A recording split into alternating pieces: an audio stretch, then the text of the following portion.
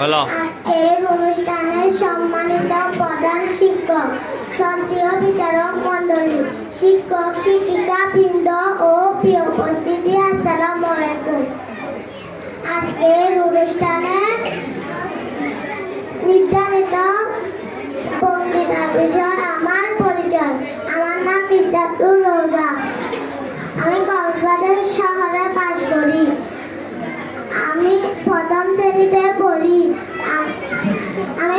আমার বিদ্যালয়ের নাম কক্সবাজার রেগুলার স্কুল। আমি সহপাঠীদের সাথে খেলতে ভালোবাসি। আমার প্রিয় ফুল গোলাপ। আমি আম খেতে খুব ভালোবাসি।